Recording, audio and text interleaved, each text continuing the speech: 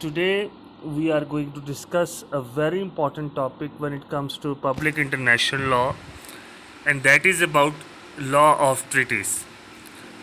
We have discussed about treaty, and we have also talked about some of the other names by which a treaty can be called, and that is convention. When we talked about Article 38 of the Statute of ICJ, we stressed upon the importance of conventions कि एक convention या जो एक treaty है वो किस तरीके से कस्टमरी इंटरनेशनल लॉ की जगह लेती जा रही है। आज का जो हमारा टॉपिक है इसमें हम बेसिकली लॉ ऑफ ट्रीटीज़ को इस तरह से पढ़ेंगे कि वियना कन्वेंशन 1969 जो ट्रीटीज़ की फॉर्मेशन को एक्सप्लेन करता है और ये भी हमें साथ साथ बताता है कि कब एक ट्रीटी टर्मिनेट की सस्पेंड होती है। वैसे तो ये एक जो कन्वेंशन है ये काफ़ी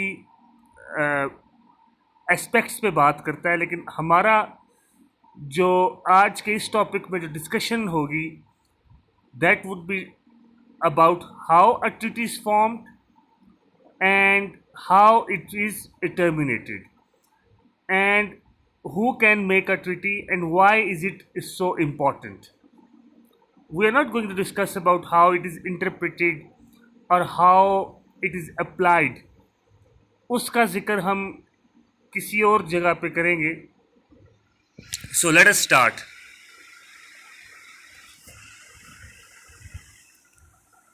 So first of all, we will talk about the definition and the overview. So it's basically an international agreement concluded between states or other persons and governed by international law.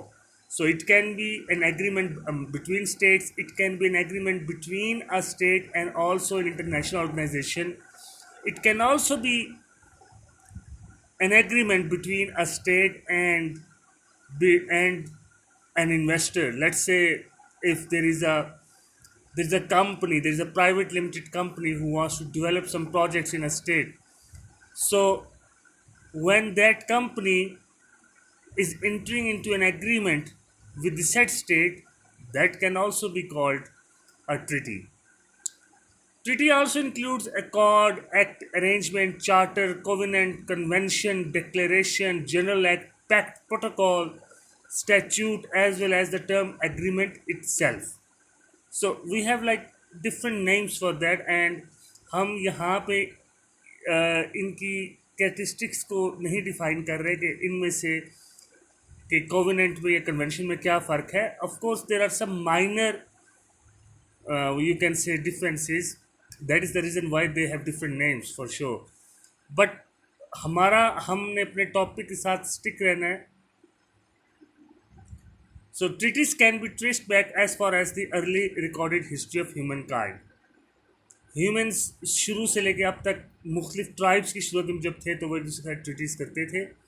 Vienna Convention of the Law of Treaties 1969 now deals with all of the aspects of treaties. So according to Article 2 of Vienna Convention on Law of Treaties, treaty is an agreement whereby two or more states establish or seek to establish relationship governed by international law. We have discussed this definition also in the topic where we studied about sources of international law. That was according to Article 38 of International Court of Justice. But here we can understand one thing if we analyze this definition deeply, that it only deals with the states. So जब हम Vienna convention 1969 की बात करेंगे तो एक बात अपने जहन में रखिए कि उस कन्वेंशन के तहत कौन है पार्टी. पार्टी एक सॉवरन स्टेट ही होगी, लेकिन वो स्टेट है, वो कोई पर्सन नहीं है. तो याद रख ले वियना कन्वेंशन ऑफ ट्रीटीज़ का जो वियना कन्वेंशन ऑफ ट्रीटीज़ 1969 है उसके तहत who can be a party to a treaty? Only a state can be a party to a treaty. A special convention applicable to agreements between states and international organizations or between international organizations in 1986. ये एक और convention की बात हो रही है कि 1986 में एक और कन्वेंशन आया, क्योंकि आपके जहन में जो पहला क्वेश्चन होगा कि अगर वियना कन्वेंशन 1969 सिर्फ स्टेट्स को डील करता है तो बाकी तरह के एग्रीमेंट्स को कौन डील करता है, तो उन एग्रीमेंट्स को 1986 में एक कन्वेंशन बनाया गया जो कि उसको डील करता है। What is the basis of treaty? हमने पैक्टा सुन सर्वांडा, इसको हमने बहुत दफ़ा हमने इसका जिक्र भी किया, प्रॉमिसेस मस्ट बी केप्ट। अब ये आर्टिकल 26 है जो वियना कन्वेंशन का 1969, उसमें ये बाकायदा इसको इनकॉर्पोरेट किया। और इससे एक बात ये भी जहन में आपने रखनी है, जिस तरह के हम पहले भी मुख्तलिफ कन्वेंशन को पढ़ चुके हैं, कि वियना कन्वेंशन 1969 ने कस्टमरी रूल्स को इनकॉर्पोरेट किया। पैक्टा सुन सर्वांडा इससे पहले भी मौजूद था, 1969 से पहले भी था ये, लेकिन इसको अब बाकायदा इस कन्वेंशन में इनकॉर्पोरेट कर दिया गया है। Treaties are binding only on signatories. जो ट्रीटी का सिग्नेटरी है, जो ट्रीटी का पार्टी है, ओनली ही is bound by such treaty, but there are exceptions such as multilateral treaties having general principles of law or of universal application or creating new customary rules. For example, if somebody is not a party to United Nations, let's say, लेकिन तब भी United Nations के जो formulas हैं, United Nations की जो application है वो उस पर होगी। अगर हम बात जिनेवा कन्वेंशन ऑफ 1949 के प्रिजनर्स ऑफ वॉर्स की करें, तो उसमें बहुत सी ऐसी टर्मिनोलॉजी, बहुत से ऐसे आप कह सकते हैं कि आर्टिकल्स मौजूद हैं कि जो जिनेवा कन्वेंशन 1949 का पार्टी ना नहीं भी है वो उस पर भी अप्लाई होता है। और नॉर्थ कॉन्टिनेंटल शेल्फ का जो केस हमने पहले भी स्टडी किया था, उसमें यही बात दोहराई गई थी कि even Germany was not party to that statute, to that convention, but still ICJ ने जर्मनी के ख़िलाफ़ फैसला दिया था। नॉर्थ कॉन्टिनेंटल शेल्फ का जो केस है वो हम इससे पहले भी देख चुके हैं, तो वो आप दोबारा उसको देख सकते हैं। सो who has the capacity? Of course, sovereign state possesses capacity to conclude treaties. The terminology here what we use, because a sovereign state will still need some living person who will negotiate, right? So that living person, that person who has been granted full powers by the said state to do negotiations on his behalf. So ये full powers का मतलब ये है, full powers refers to the document issued by the competent authority of the concerned state certifying that the person represent it, यानी कि उन जो खास उसको रिप्रेजेंट कर रहे हैं उनके पास ये पावर्स मौजूद हैं। Who can be those people? They can be heads of states, heads of governments, the ministers for foreign affairs, वो heads of diplomatic missions हो सकते हैं, ambassadors हो गए या कोई और इस तरह काउंसलर्स हो गए, या फिर अगर इंटर डिपार्टमेंटल कोई एग्रीमेंट हो रहा है, या जिस आप कह लें कि पाकिस्तान का कोई एक डिपार्टमेंट जो है वो किसी दूसरे मुल्क के किसी डिपार्टमेंट के साथ कोई पैक्ट करना चाह रहा है, कोई एग्रीमेंट करना चाह रहा है, तो उस सूरत में फिर वो डिपार्टमेंट के जो रिप्रेजेंटेटिव्स होंगे उनको फुल पावर्स दी जाएंगी। देन कम्स द, जब निगोशिएशंस चलती हैं, निगोशिएशंस होने के बाद फिर अडॉप्शन होती है और फिर उसकी ऑथेंटिकेशन होती है। तो अभी हम इस सारे को थोड़ा वन बाय वन देखते हैं। The form and content of the text of the proposed treaty are settled by the consent of all the states participating except the adoption at an international conference. अच्छा देखें, अब दो तरह से conventions बनते हैं। अब या तो कोई इंटरनेशनल कोई कमीशन है जो उस कन्वेंशन को बना रहा है, यूनाइटेड नेशंस के अंडर बहुत सी ऐसी कमिटीज़ होती हैं जो कि खुद से कन्वेंशन बनाती हैं, और जब वो कन्वेंशन का ड्राफ्ट रेडी करती है तो फिर उसके बाद वो यूनाइटेड नेशंस के मेंबर्स के सामने रखा जाता है। तो उस सूरत में आपको ये समझ में होनी चाहिए बात कि रिप्रेजेंटेटिव्स ऑफ स्टेट्स जो हैं वो उस तरह से निगोशिएट नहीं कर रहे होते, लेकिन वो निगोशिएशंस उस वक्त होती है जब कोई ऐसा कन्वेंशन हो कि जो मुख्तलिफ स्टेट्स वो खुद से बना रही हों, यानी इसको कोई इंटरनेशनल कॉन्फ्रेंस में या कोई इसको इंटरनेशनल कमीशन ना बना रहा हो। तो ये डिफरेंस आपने याद रखना है। Representatives are in touch with their governments for instruction during negotiations. It's very obvious. Authentication is a procedural step whereby the text of treaty is established as correct and genuine and not subject to alteration. And one thing we must remember, that a treaty has to be adopted by the participating states to become binding upon them. If a state is not signatory, जैसा कि हमने पहले बात की है, सिर्फ उस पर चंद एक्सेप्शंस भी हैं, लेकिन नॉर्मली जब तक कोई स्टेट ट्रीटी का पार्टी नहीं बनता, सिग्नेटरी नहीं बनता, उस पर बाइंडिंग नहीं है वो।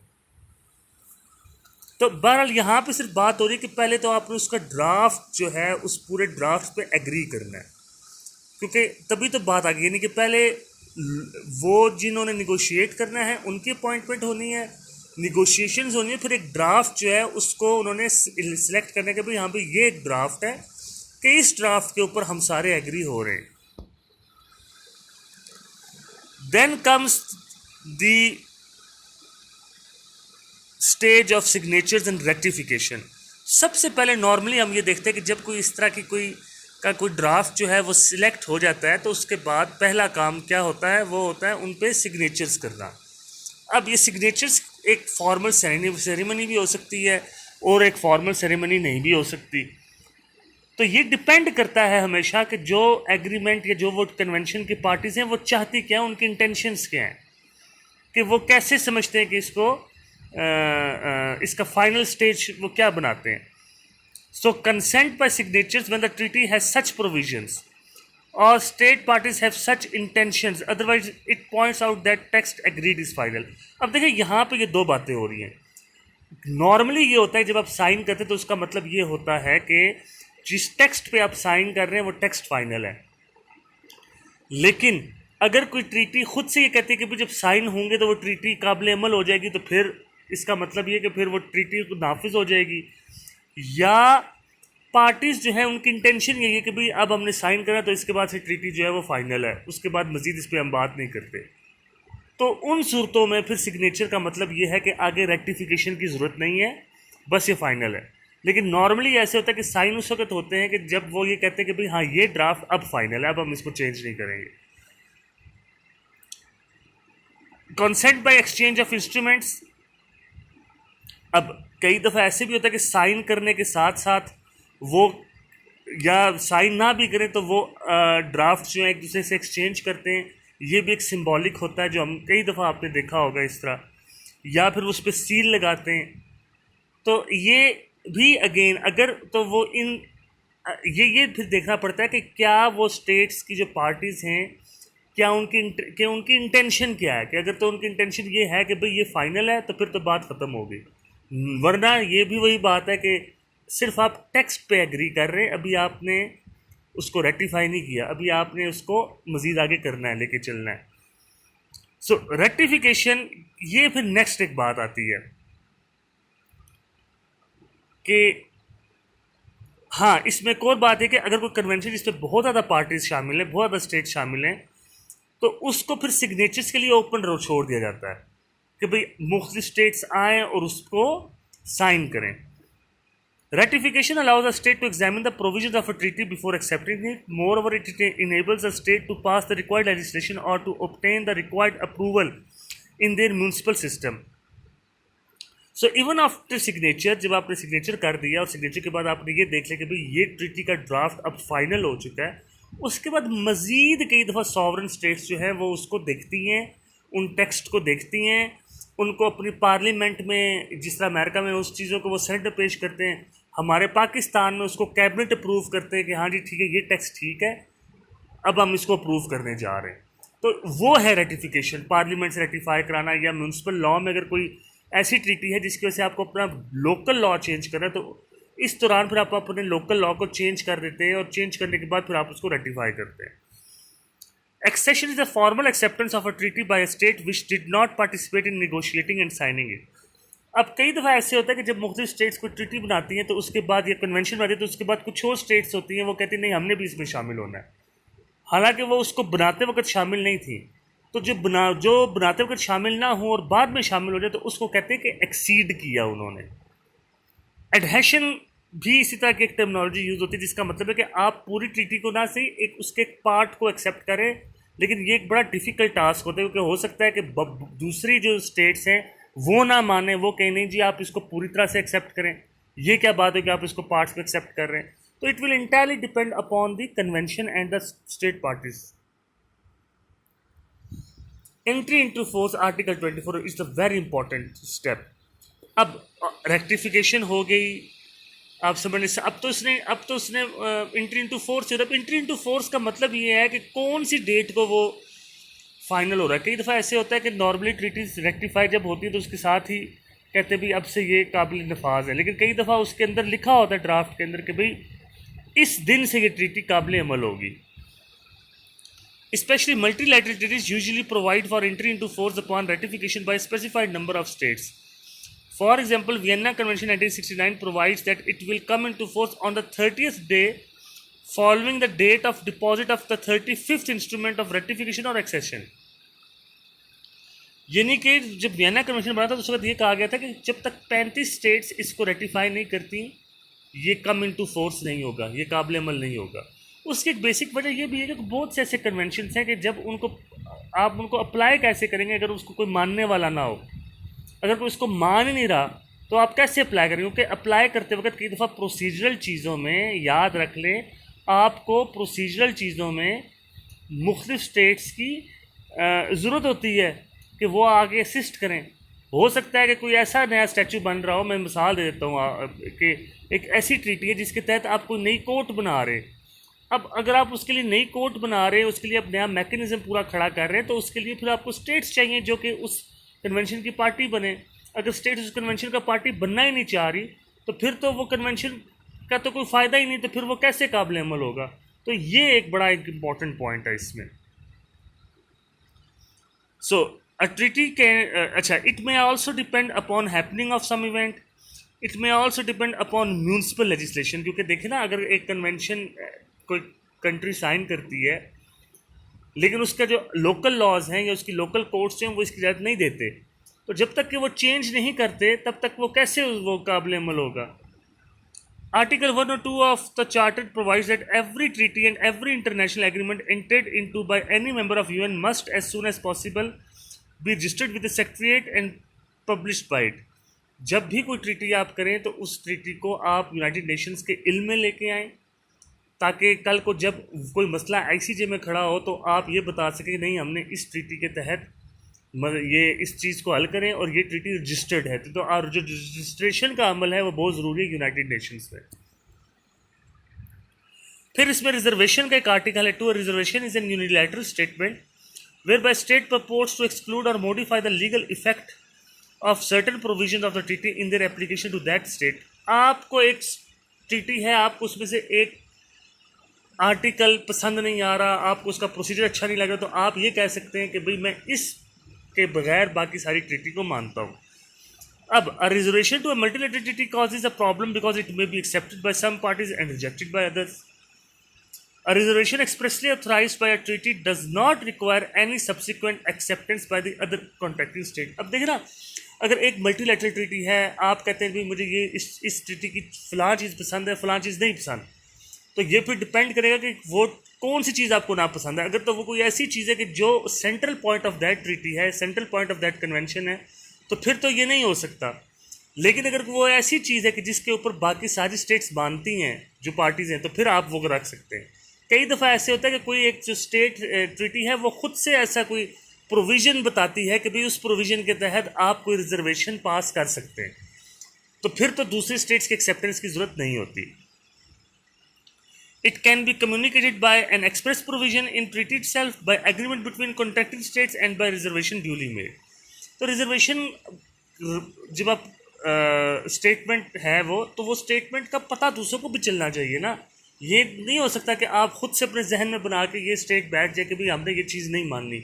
अगर आपने नहीं मानी तो दूसरों को कम्युनिकेट भी करें, आप उनको बताएं कि भाई हम ये चीज़ नहीं मान रहे due to such and such reasons, ताकि फिर कोई मामलात आगे बढ़े। Article 17 provides method of realising the effect therein. Article 17 of this convention जो है वो ये बता रहा है बेसिकली आपको कि रिजर्वेशन पास करने से उस ट्रीटी के ऊपर किस तरह के इफेक्ट्स हो सकते हैं, या जो दूसरी स्टेट्स हैं वो इसको कैसे टेकअप करती हैं। Validity of treaties. Article 46 deals with the incapacity of negotiating representatives which must be manifest or inconsistent with state law. अब आर्टिकल 46 बेसिकली ये बताता है कि जो रिप्रेजेंटेटिव्स हैं अगर वो उनके पास एक कैपेसिटी थी नहीं, तो फिर आप स्टेट को एकदम बता देना चाहिए दूसरी स्टेट को भी कि ये ट्रीटी जो है ये ठीक नहीं, कि हमने अपने रिप्रेजेंटेटिव्स को ये पावर्स नहीं दी थी। An error to the fact और सिचुएशन, अगर कोई एरर के तहत कोई ट्रीटी बन जाए, आपको पता ही ना हो, जिस वजह से ट्रीटी बन रही है कि वो चीज़ एग्जिस्ट ही ना करती हो, तो भी वो ट्रीटी वैलिड नहीं होगी। फ्रॉड के ज़रिए अगर ट्रीटी में आप इंटर हुए हो तो वो भी ख़त्म, वो भी नहीं होगी। करप्शन के तहत या कोअर्शन, यानी कि आपके ऊपर किसी पावरफुल स्टेट ने किसी छोटी स्टेट को या उसके रिप्रेजेंटेटिव को ब्लैकमेल किया हो, उसको फोर्स किया हो कि तुम ये ट्रीटी करो, तो इस तरह की ट्रीटीज जो है वो काबिल अमल नहीं होती। या फिर कोई ऐसी treaty that is has conflict with the norms of use coherence. Use coherence का मतलब ये है कि जो नॉर्म्स हैं इंटरनेशनल लॉ के, अगर आपकी कोई ट्रीटी उन नॉर्म्स के खिलाफ हो तो भी वो ट्रीटी वैलिड नहीं होती। फिर इसको टर्मिनेट कैसे करते हैं ट्रीटीज़ को? अगर तो कोई एक पार्टी एक्सटिंक्ट कर जाए, या जंग छिड़ जाए, आउटब्रेक ऑफ वॉर हो जाए, या फिर कोई एक जो पार्टी है वो उससे आप ये कह लें कि वो ब्रीच कर दे एक किसी प्रोविज़न की, किसी वजह से कोई ऐसा एक्सीडेंट हो जाए कि जिसकी वजह से वो इम्पॉसिबल हो जाए उस ट्रीटी पे अमल करना। मिसाल के तौर पर ट्रीटी ऐसी है कि वो आपने दरिया के बहाव पे रखी हुई है, लेकिन अगर दरिया का बहाव नेचुरली चेंज हो जाता है तो फिर तो ट्रीटी का अमल तो ना रहा ना। Any fundamental change in circumstances भी वही बात होगी। Once a treaty concluded for a fix period, और जब वो फिक्स पीरियड ख़त्म हो जाए तो ट्रीटी ऑटोमेटिकली ख़त्म हो जाती है। या जब आपने एंट्री इनटू फोर्स हुआ है कन्वेंशन, और उस कन्वेंशन में ये लिखा हुआ था कि 50 स्टेट्स कम से कम होनी चाहिए, और 50 ना रहें, 50 से कम हो जाएं, तो फिर वो ट्रीटी नहीं रहती। या फिर कोई नॉर्म, कोई नया रूल इंटरनेशनल लॉ में निकल आए तो भी नहीं होता।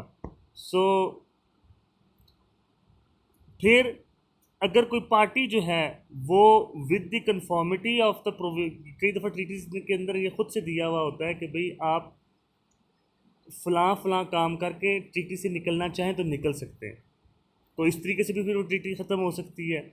या आप ये कहते हैं मैं विड्रॉ करना चाहता हूँ यहाँ से, डिनंसिएट होना चाहता हूँ यहाँ से, आप नोटिस देते हैं टर्मिनेशन का, आप कहते हैं मैं विड्रॉ करना चाह रहा हूँ, तो भी हो सकता है। कई दफ़ा जो ट्रीटीज़ हैं, लेकिन इसके लिए फिर आपको जो दूसरे जो स्टेट्स हैं उनसे मुशावरत करनी पड़ती है उस वक्त जब उस ट्रीटी के अंदर खुद से कोई ऐसी प्रोविज़न ना हो कि जिसके तहत आप उस ट्रीटी में से अपने आप को विड्रॉ कर सकें।